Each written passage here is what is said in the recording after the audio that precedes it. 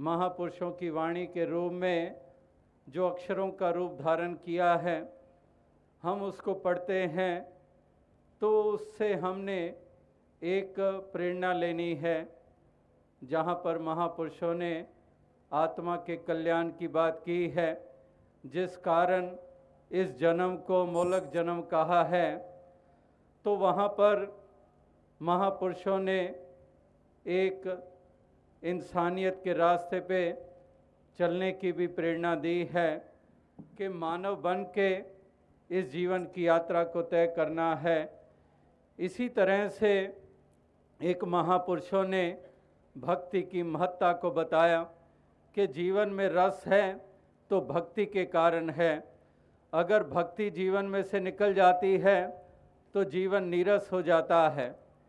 इसी प्रकार से प्रेम, करुणा, दया, विशालता, सहनशीलता, सब्र, संतोष, समदृष्टि, ये एक ऐसी अवस्थाएं हैं, ऐसी भावनाएं हैं जिनकी ओर अग्रसर होने के लिए महापुरुष हमेशा प्रेरित करते आए हैं।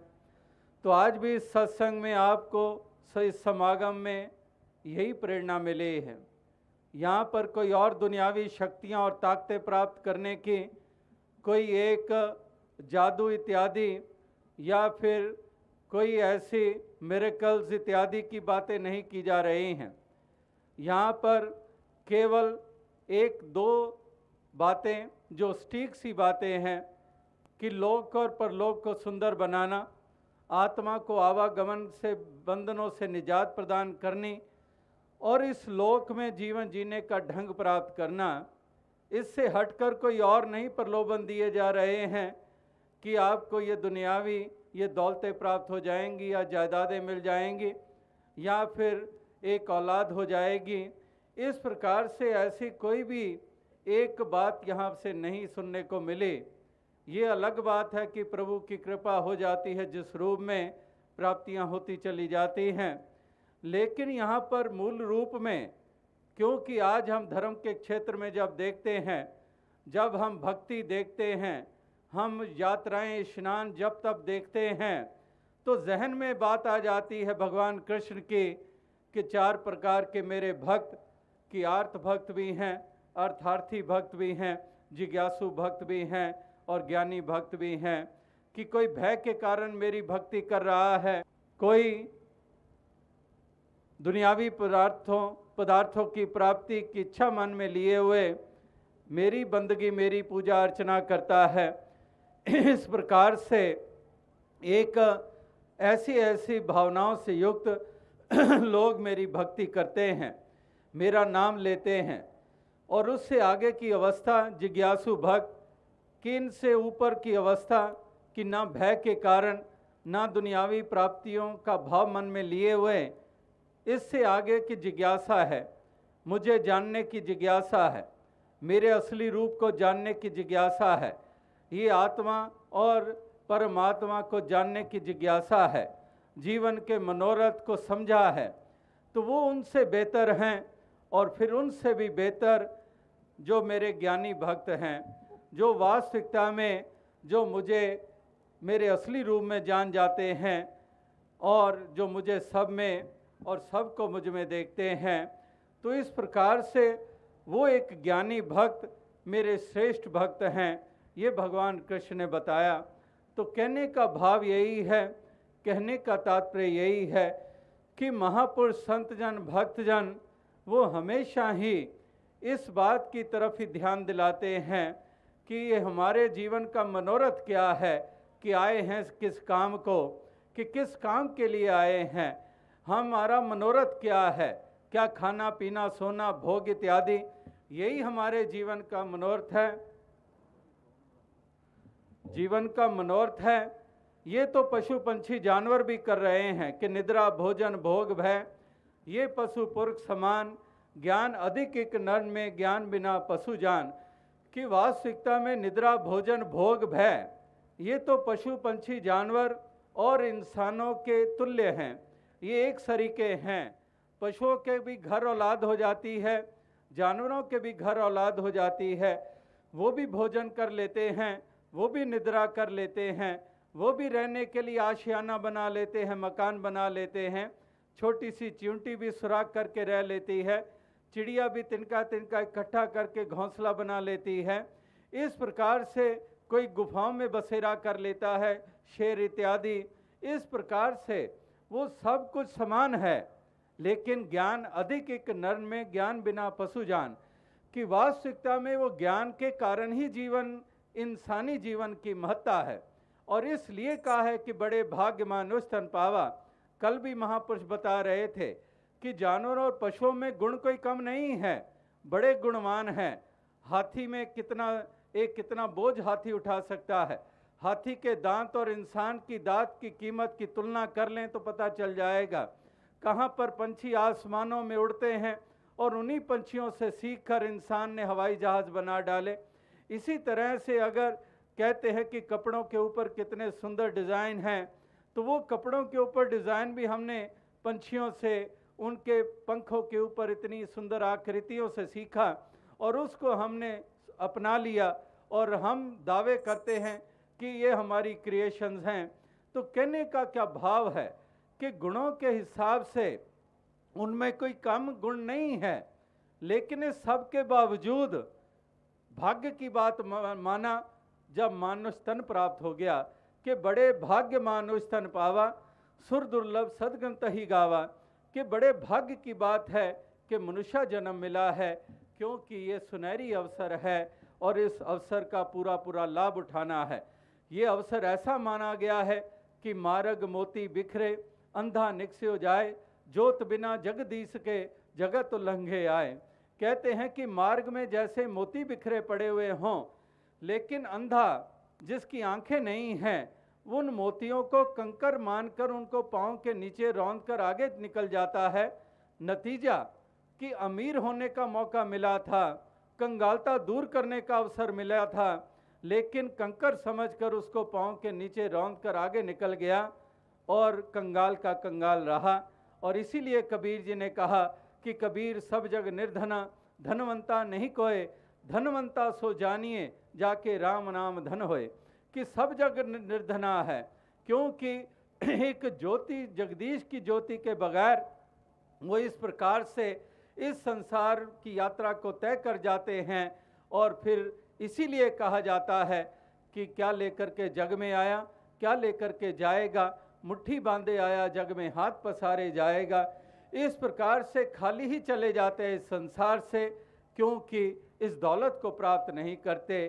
और भाग्यवान तो बने थे इंसानी जन्म पाने के कारण, लेकिन ये मनोरथ की पूर्ति ना हुई, इसलिए अभागे होकर इस संसार से रुखसत हो गए। तो महापुरुष चाहते हैं कि हर कोई भाग्यवान बने, हर कोई इस मनोरथ को पूरा करे, हर कोई इस मंजिल मकसूद तक पहुँचे। और ये मंजिल भी दूर नहीं है, जिस तक पहुँचना है, जिस मनोरथ की पूर्ति करनी है, जो मंजिल मकसूद बताई गई है, तो इस मंजिल से आखिर इंसान दूर नहीं है। कोई कोसों के फासले नहीं हैं, कोई मीलों, किलोमीटर और नॉटिकल माइल्स के कोई फासले नहीं हैं। ये फासला है तो केवल एक अज्ञानता और ज्ञान में तब्दील होने का। ये फासला है अंधकार का रोशनी में तब्दील होने का। इससे अलावा और कोई फासला नहीं है।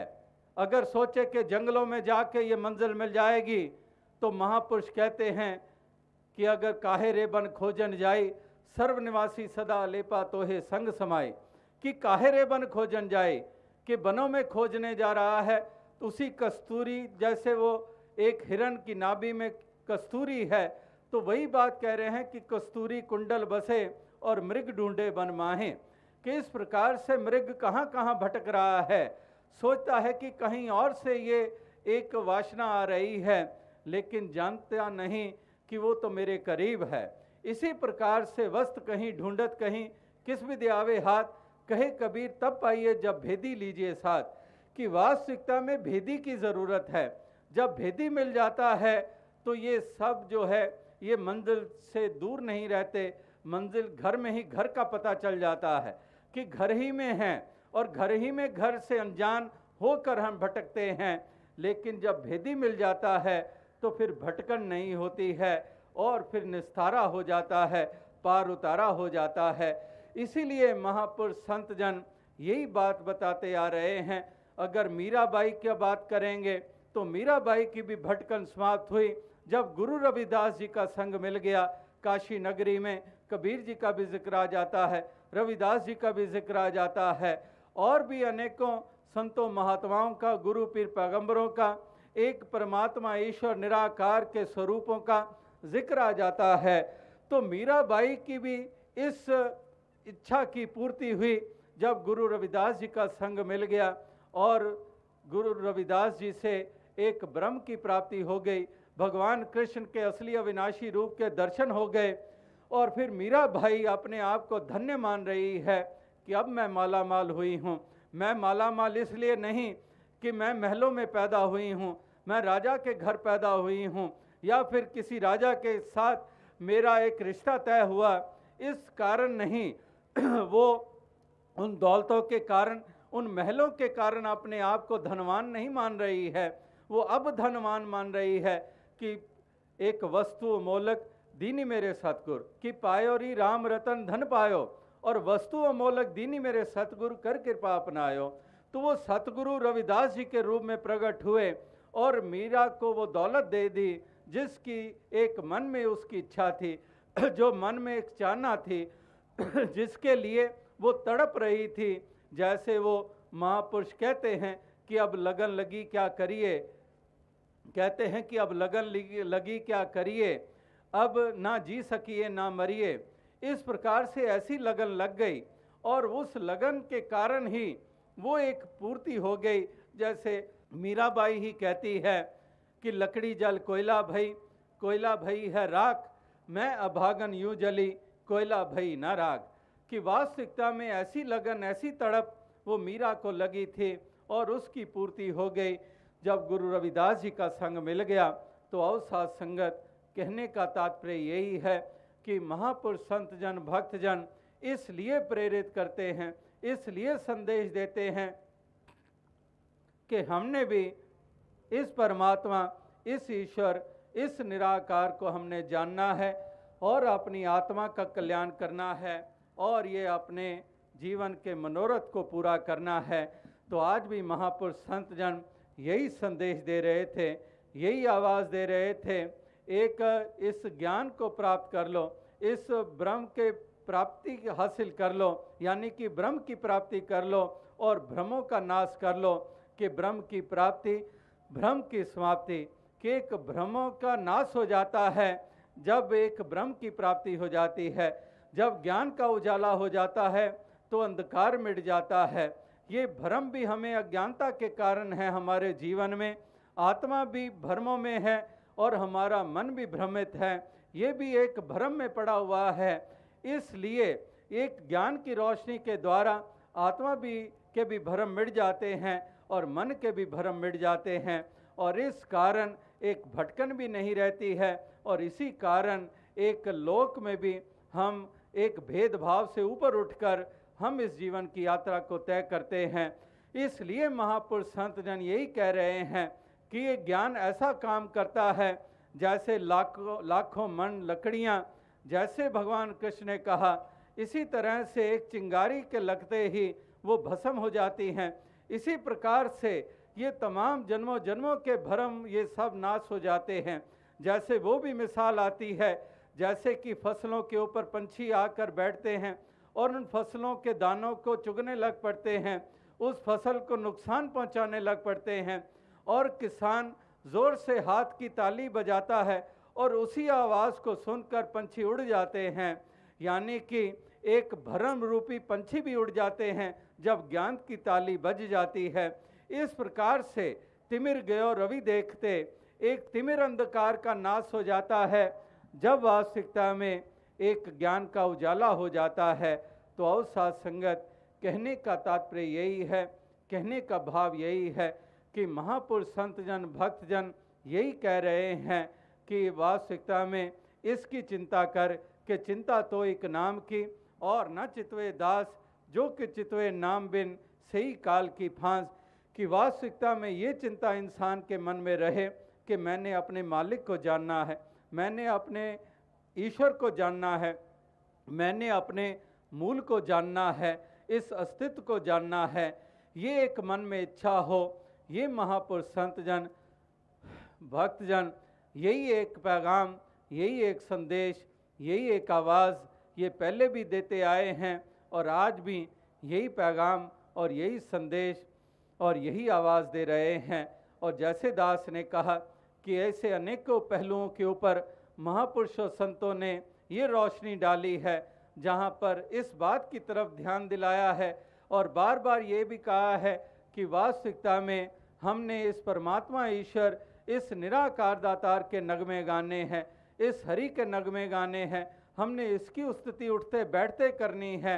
जैसे महापुरुष कहते हैं कि हर का सुमिरन जो करे सो सुखिया संसार, इत उत कदे ना डोले जिस राखे सिरजनहार। और हर का सुमिरन छाड़ के पाले ओ बहुत कुटुंब, धंधे करता रह गया भाई रहा ना बंद। इस प्रकार से इस हरि का सुमिरन करने के लिए जैसे महापुरुष यहाँ पर बोल ही रहे हैं, कल से ही हम भोजपुरी सुन रहे हैं तो अक्सर वो सुनने को शब्द मिलते हैं कि भजन कैले राम का समैया अनमोलबा। कि इस प्रकार से एक हरि परमात्मा, इस निराकार दातार का भजन करना, इस हरि के नगमे गाना, क्योंकि समैया अनमोलबा, कि ये समा बड़ा अनमोल है, ये समा हाथ से निकल गया फिर पुनः हाथ नहीं आने वाला है। इस प्रकार से पुनः फिर पछताए, फिर पश्चाताप ही होगा, तो ये समय हाथों से निकल गया तो फिर कुछ बनने वाला नहीं है। इसलिए महापुरुष कहते हैं कि चेतना है तो चेत ले निस्दिन में प्राणी, कि हे प्राणी, हे इंसान, ये चेत ले तो इसको, इस हरि परमात्मा निराकार के नगमे गा लें और तभी अपनी रचना को भी पवित्र कर पाएगा और अपनी मनोवृत्ति इस निराकार के साथ जोड़कर इस मन को भी पवित्र कर लेगा। क्योंकि सुमरन केवल जुबान के द्वारा नहीं, एक मन का शामिल होना जरूरी है। एक मन शामिल है तो सुमरन हो रहा है, वरना तो जपनी काठ की क्या दिखलावे लोए, हृदय राम ना चेतई ए जपनी क्या होए। कि अगर हृदय नहीं जुड़ा हुआ है तो फिर ये जपनी काठ की है, केवल जुबान कुछ हिल रही है, कुछ शब्दों का उच्चारण हो रहा है। और ये तो बात ऐसी होगी जैसे कि एक पानी को मथते चलते चले जाएं, लेकिन उस पानी को मथने से कहीं पर माखन नहीं प्राप्त होने वाला है। इसी प्रकार से केवल जुबान से हम कहते चले जाएं और मन बिल्कुल ही उससे विपरीत अवस्था वाला है तो फिर कहीं पर कुछ बनने वाला नहीं है। तो जब सुमरन की बात आती है, इस हरि की यश कीर्ति की बात आती है, तो उसका नाता केवल रचना से नहीं है, उसका नाता एक मन से है। इसलिए कहते हैं कि एक हरि का सुमरन, इस परमात्मा का सुमरन, इसलिए कहते हैं कि एक जपनी काठ की क्या दिखलावे लोए, हृदय राम ना चेतई ये जपनी क्या होए।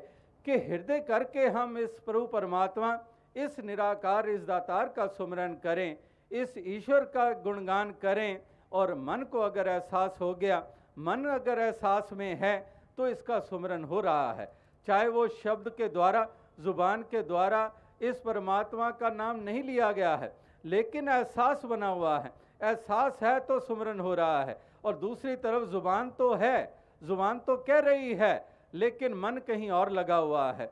जैसे एक किनारे, सड़क के किनारे के ऊपर बैठा हुआ एक इंसान, उसकी जुबान से राम राम या अल्लाह अल्लाह का शब्द सुनाई देता है, लेकिन कोई सुनकर ये कहे कि ये तो इस प्रभु परमात्मा के रंग में रंगा हुआ है, एक राम का नाम ले रहा है, अल्लाह का नाम ले रहा है, लेकिन अगर उसकी मन की अवस्था देखें, वो सड़क के किनारे पे बैठा हुआ जुबान से तो राम राम अल्लाह अल्लाह कह रहा है, लेकिन सारा ध्यान उसका इस ओर लगा है कि मेरी आवाज़ को सुनकर इस सड़क से गुजरने वाले मेरी तरफ कौन कौन देख रहे हैं और मुझे देखने के बाद मेरी तरफ कदम बढ़ा रहे हैं और मेरी तरफ कदम बढ़ाते हुए अपनी जेब में हाथ डालकर कुछ सिक्के निकाल रहे हैं कि नहीं निकाल रहे हैं। तो सारे का सारा ध्यान उस ओर लगा हुआ है, लेकिन जुबान जो है वो राम का नाम ले रही है। तो ये सुमिरन नहीं है। सुमिरन जब मन का नाता जुड़ा हुआ है, इस हरि परमात्मा के एहसास से जीवन जी रहे हैं।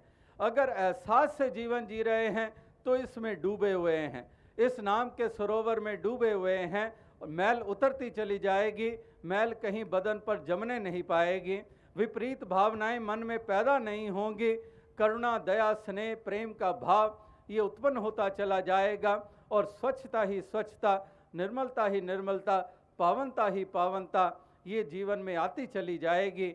इसलिए महापुरुष संत जन यही कहते हैं कि इस हरि परमात्मा से नाता जोड़ना है तो मन पवित्र हो जाएगा, मन सुंदर हो जाएगा, और मन सुंदर हो जाएगा तो जीवन सुंदर हो जाएगा।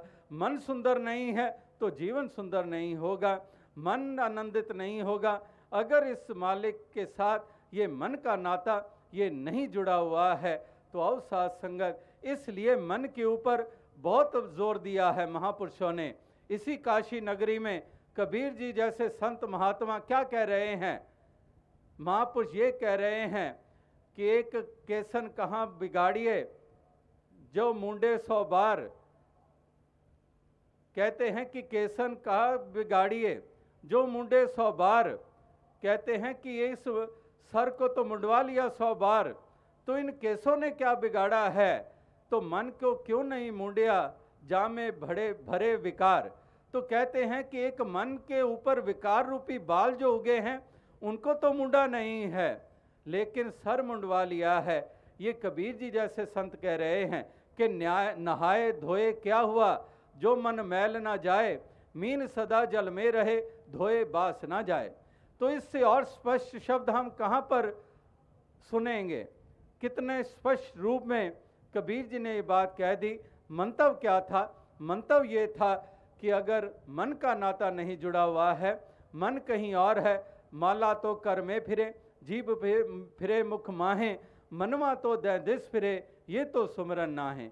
कि माला तो हाथ में फिर रही है, माला के मन के हाथ में घुमा रहे हैं, लेकिन एक माला तो कर में फिरे, कर कहते हैं हाथों को, माला तो कर में फिरे और जीभ फिरे मुख माहे, लेकिन मनवा तो दे दिस फिरे, ये तो सुमरन ना है। इस प्रकार से ये सुमरन नहीं है, इस प्रकार से ये भक्ति अर्चना नहीं है। अगर मन ही शामिल नहीं है तो फिर कौन सी पूजा, कौन सी अर्चना हो रही है? तो आओ साथ संगत, बदन तो ना रहा है, शरीर नहा रहा है, हाथ में माला के मणके घूम रहे हैं, मन के मणके नहीं घूम रहे हैं। इस प्रकार से एक विकार जो हैं वो मन से निकल नहीं रहे हैं, तो फिर बाकी क्या मुंडवाया गया? तो कहने का क्या भाव है? कहने का तात्पर्य यही है कि वाकई जो इस तरह से इस मन का नाता इस प्रभु परमात्मा ईश्वर के साथ जोड़ लेता है, फिर वो उठते बैठते इसके एहसास में जीवन जीता है और उसका एक एक पल, एक एक क्षण जो है वो सुंदर हो जाता है। जैसे आज भी महापुरुष कह रहे थे और यहाँ पर लिखा भी हुआ है कि किस तरह से एक गुलशन बन जाता है ये जीवन। एक संसार को भी हम गुलशन बना लेते हैं जब मन सुंदर हो जाता है, जीवन सुंदर हो जाता है। जुग सुंदर, सदियां सुंदर, हर पल सुंदर, गर मानव जीवन हो सुंदर। तो इस प्रकार से एक मन की सुंदरता ही एक जीवन को सुंदर बनाती है, मन की सुंदरता ही स्थान को सुंदर बनाता है। मन की पावनता है तो स्थान को भी पावनता मिल जाती है। और अगर एक मन में कुरीतियां हैं, मन में विपरीत भावनाएं हैं, मन में लोभ है, मन में तृष्णा है, मन में जलन का भाव है, मन में अहंकार है, मन में एक घृणा, वैर, ईर्ष्या की आग इस मन में जल रही है, तो फिर उससे नाम एक जीवन सुंदर कभी होने वाला नहीं है। क्योंकि मन में एक अंधकार है, मन में ये आग जल रही है, मन में प्रलोभन है, इसलिए कुछ भी एक सुंदरता जीवन में देखने को नहीं मिलेगी। तो इसलिए महापुरुष संत जन यही प्रेरणा बार बार देते चले आ रहे हैं हर मानव को हर इंसान को कि इंसान अवश्य इसकी तरफ तूने गौर करना है। इस हरि परमात्मा, इस निराकार के साथ ये मन का नाता जोड़ना है। जो दास बात कह रहा था कि इस आत्मा का नाता भी परमात्मा से जोड़कर अपना परलोक सवार लेना, बंधनों से निजात पा लेनी, और मन का नाता भी इसी परमात्मा से जोड़कर इस जीवन को सुंदर बना लेना, एक जीवन जीने का ढंग प्राप्त कर लेना, एक जीवन जीने का सलीका प्राप्त कर लेना। तो इन दोनों कार्यों के लिए ब्रह्म ज्ञानियों का संग ये अनिवार्य बताया गया है। और जैसे दास कह रहा था कि महापुरुषों का संग हमें ऐसी भावनाएं प्रदान कर देता है और ऐसी भावनाओं से युक्त होकर हम इस जीवन की यात्रा को तय करते हैं, तो फिर हम इस राम की कसौटी के ऊपर हम खरे उतरते हैं। जैसे कहा है कि कबीर कसौटी राम की, झूठा टिके ना कोई, राम कसौटी सो सहे जो मर जीवा होए। कि वास्तविकता में वही इस कसौटी के ऊपर खरा उतरता है जो मर के जीता है, जिसको एक मरना आ जाता है। जो मर के जीता है वही जीवित हुआ करता है, वरना तो वो जीते हुए भी मरा हुआ है। जिसको मर के जीना आ जाता है, जैसे महापुरुष कहते हैं कि एक जे तू मरे मरण तो अगे ता मरण दा मुल पाएगा। कि अगर तू उस मरने से, जैसे कहते हैं कि जिस जरने से मरने से जग डरे, मेरे मन आनंद मरने ते ही पाइए पूर्ण परमानंद। तो इस प्रकार से महापुरुष कहते हैं कि एक ऐसी मरनी जो मरे बहुत ना मरना होए। तो ये पहले ये मरना सीख लें, यानी कि एक मैं को मारना, इस अभिमान को मिटा देना। तो ऐसा मरना जो सीख लेता है वो जीवित माना जाता है, और वो जो जो झुकता है त्यों त्यों उसको ऊंचाइयां मिलती है। तो आओ साथ संगत, कहने का तात्पर्य यही है कि महापुरुष संत जन यही बार बार प्रेरणा देते हैं, यही एक संदेश, ये आवाज़ देते हैं कि वास्तविकता में जो इस कदर अपने आप को इस तू के आगे, इस मैं को तू के आगे समर्पित करता चला जाता है, इस मैं को मिटाता चला जाता है, इस तू में अपने आप मैं को इस तू में विलीन कर देता है, तो फिर इसको वो रुतबा मिल जाता है। तो जैसे यहाँ पर गंगा, अब गंगा का रुतबा कब मिलेगा? उस जल को गंगा का रुतबा तब मिलता है जब तक वो दाएं बाएं एक किसी नदी नाले का रूप है, उसको गंगा का रुतबा नहीं मिलता है। गंगा का रुतबा उस नदी नाले को मिलता है जो गंगा के साथ आकर नाता जोड़ लेती है। जब नाता जोड़ लिया, अपने आप को समर्पित कर दिया गंगा में, तो फिर उसी का रुतबा गंगा वाला हो जाता है। और उस जब तक अपने आप को गंवाया नहीं, गंगा में अपने आप को समर्पित नहीं किया, तब तक वो गंगा वाला दर्जा हरगिज उस जल को मिलने वाला नहीं है, उस नदी को, नाले को वो दर्जा मिलने वाला नहीं है। इसी प्रकार से तू तू करता तू भया, मुझ में रहा ना हूँ, आपा पर का मिट गया, जत देखा तत तू। कि फिर वास्तविकता में कोई भेद नहीं रह जाता है, फिर इस मालिक का ही स्वरूप हो जाते हैं। इसीलिए कहते हैं कि तो ही मोही मोही तो ही अंतर कैसा। इसीलिए कहते हैं कि रोड़ा होए रो बाट का तज मन का अभिमान, और कहते हैं कि रोड़ा बन जाओ पाक एक रास्ते का, रोड़ा होए रो बाट का तज मन का अभिमान। तो ऐसा एक तू रोड़ा बन जा, लेकिन फिर कह दिया कि रोड़ा हुआ तो क्या हुआ जो पंथी को दुख दे। कि रोड़ा हो गया तो फिर क्या बना, एक आने जाने वाले राही के साथ वो रोड़ा टकराएगा पाँव के ऊपर और उसको चोट आ जाएगी। तो रोड़ा हुआ तो क्या हुआ जो पंथी को दुख दे। फिर कहते हैं कि क्या बने, तो कहते हैं कि जीव धरनी में खे, तो कहते हैं रोड़ा नहीं, एक खे बन जाओ, खाक बन जाओ। तो कहते हैं खाक बन जाए, तो खाक कहते हैं कि खे हुई तो क्या हुआ जो उड़ लागे अंग। कि अगर खे खाक बन गए तो हवा चलेगी, खाक उड़ेगी तो बदन पे लगेगी, दूसरों के कपड़े मैले होंगे। तो फिर कहते हैं कि रोड़ा भी ना बने, खाक भी ना बने, तो फिर क्या बने। तो कहते हैं जीव पानी सरबंग, कि एक पानी बन जाओ, जल बन जाओ। कि जल जो है वो जल जो है वो ऐसा तरल पदार्थ, वो जल बन जाओ। तो फिर कह दिया जल बन जाए, लेकिन कहते हैं कि पानी हुआ तो क्या हुआ जो सीरा ताता होए। कि पानी बन गए तो तब क्या होगा, पानी भी कभी ठंडा तो कभी इतना उबलने लग पड़ता है कि जिस्म पे पड़ जाए तो छाले डाल देता है। तो फिर आखिर क्या बने। तो फिर कहते हैं कि हरिजन ऐसा चाहिए जो हर ही जैसा होए। तो इस प्रकार से जो इस तू में समर्पित हो जाता है, तो फिर वो हरिजन हरि का ही रूप हो जाता है। तो आओ साथ संगत, कहने का भाव यही है कि महापुरुष संत जन भक्त जन यही एक प्रेरणा यही एक संदेश, यही आवाज़ ये निरंतर देते चले जा रहे हैं। और आज भी इस समागम के अवसर पर और कल भी इस समागम पे आपने ऐसे ही वचन आपने श्रवण किए हैं।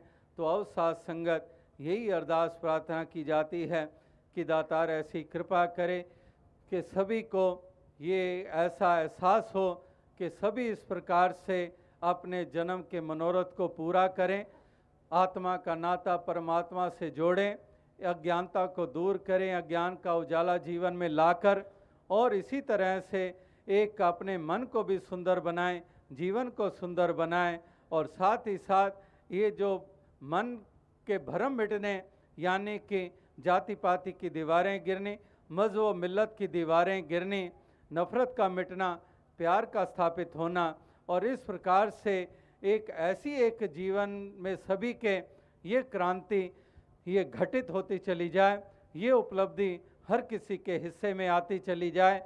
यही शुभकामना, यही प्रार्थना, यही अरदास की जा रही है जो महापुरुष संत जन कर रहे हैं कि सबका भला करो भगवान, सबका सब विधि हो कल्याण। इस प्रकार से सबका भला हो, ये महापुरुष ही चाहते हैं। ये केवल शब्द नहीं है, ये जागृति मिल गई है, ये बोध हो गया है, और इसलिए सबका भला मांग रहे हैं। ये शाब्दिक नहीं है, केवल शब्दों तक सीमित नहीं है, ये केवल ये उस अवस्था में आ जाते हैं, ये इनकी मन की अवस्था बन जाती है। इसलिए इनके लिए कोई पराया बेगाना नहीं है।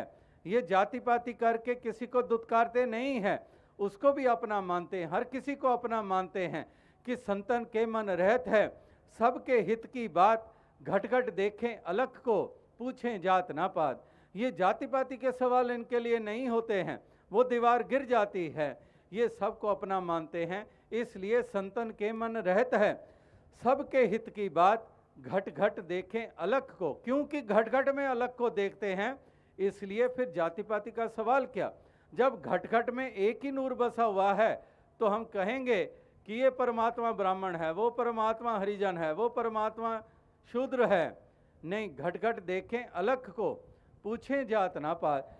फिर वो जाति पाति की वो दीवार नहीं रहती है, उन मान्यताओं से ऊपर उठ जाते हैं। तो जाति पाति पूछे नहीं कोई, हर को भजे सो हर का होई। तो इस प्रकार से वो जाति पाति का भी सवाल नहीं होता है, वो भी दीवार गिर जाती है, और मज़हब मिल्लत की भी दीवार गिर जाती है। जैसे कलबीदास ने कहा कि कहीं पर एक राम और रहीम की दीवारें, एक पैगंबरों में दीवारें, परमात्मा में दीवारें, बंदों में दीवारें, दीवारें ही दीवारें खड़ी करते चले जाते हैं। लेकिन महापुरुष संत जन ये दीवारें गिराते चले जाते हैं, और दीवारें गिरती चली जाती हैं उनकी जो वास्तविकता में एक संतों का संग करके एक ऐसे बोध को प्राप्त कर लेते हैं, एक ऐसी रियलाइजेशन, ऐसी अवेयरनेस प्राप्त कर लेते हैं तो वास्तविकता में उनके एक मन में कोई दीवारें नहीं रहती हैं, वो दीवारें सहज में ही गिर जाती हैं। और दूसरों को भी यही बात कहते हैं, यही प्रेरणा देते हैं कि तुम भी अपने मन की ये दीवारें ये गिराते चले जाओ, और इस प्रकार से गले मिलते चले जाओ, एक दूसरे के करीब आते चले जाओ। कोई पराया कोई बेगाना नहीं है, कोई ऊंचा कोई नीचा नहीं है। ये पहला सबक है किताब खुदा का कि मखलूक सारी है कुंबा खुदा का। तो ये पहला सबक ही जो हमें मिला कि मखलूक सारी है कुंबा खुदा का, कि सारे इंसान एक खुदा के परिवार का अंग हैं, एक परमात्मा का परिवार, एक अल्लाह का परिवार, ये सारे इंसान हैं। तो इस परिवार, इस कुटुंब, इस कुंबे के अंग हैं सभी। तो फिर कौन पराया कौन बेगाना, किसके ऊपर जुल्म ढाएं, तो ये बात समझ में आ जाती है जब ये उजाला मिल जाता है।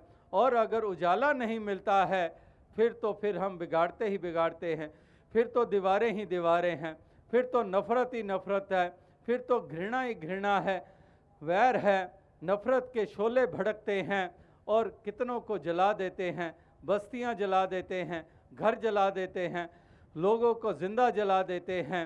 एक विस्फोट और एक ऐसे गोलियों से भून डालते हैं, और यही कुछ संसार में हो रहा है।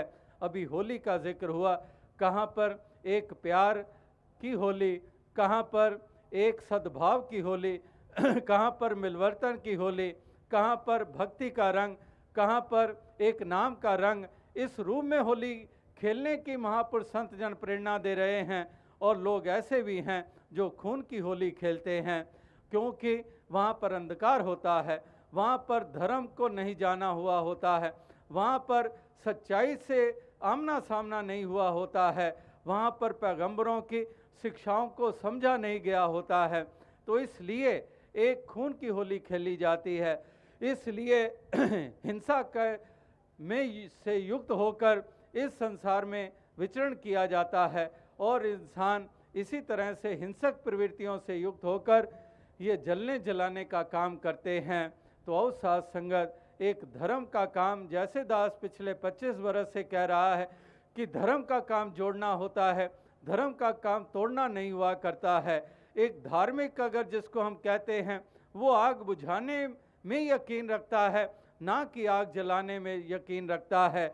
लेकिन आज जो धर्म के स्वरूप हैं उससे हमें यही मिलता है। वो शायर का शेर भी दास अक्सर दोहराता है कि हुई हैं दैरो हरम में साजिशें कैसी कि धुआं सा उठने लगा शहर के मकानों से।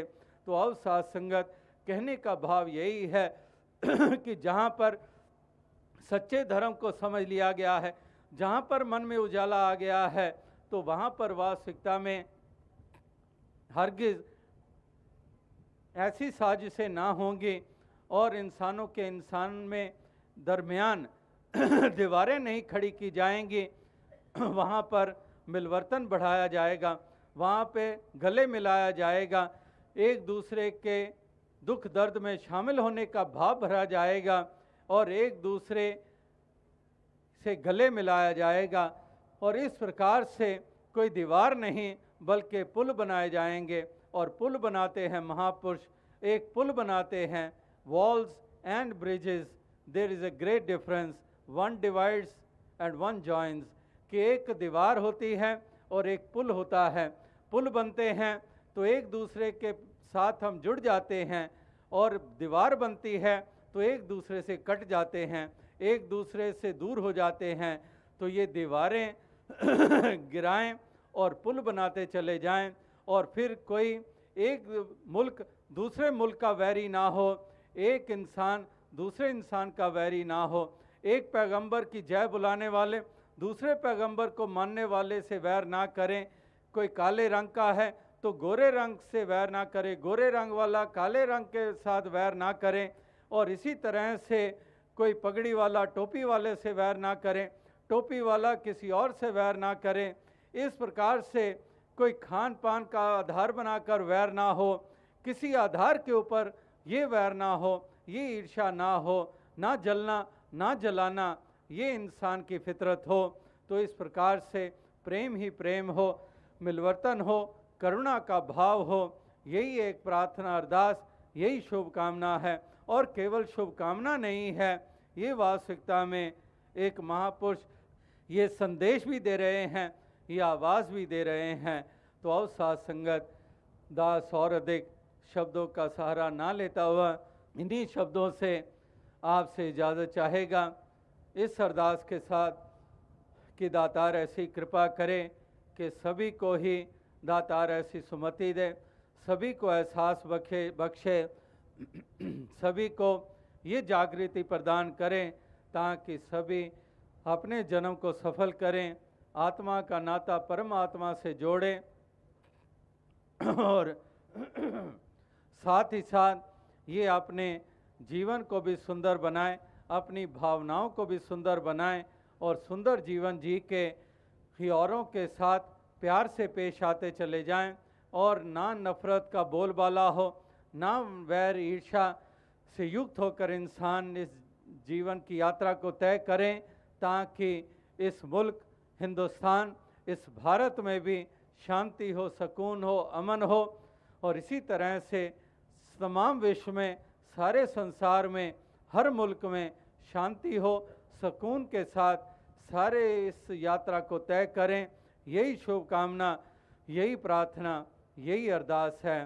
तो दास इन्हीं शब्दों से आपसे इजाज़त चाहेगा। आप इसी तरह से मानवता इंसानियत के धर्म की पालना करते चले जाएं, मानवता इंसानियत के रास्ते पे चलते चले जाएं, और इसी प्रकार से दुनियावी सुख भी प्राप्त करते हुए आप आनंद प्राप्त करते चले जाएं और इसी तरह से चारों तरफ के वातावरण को सुंदर और सुखद ये बनाते चले जाएं। साथ संगत जी धन।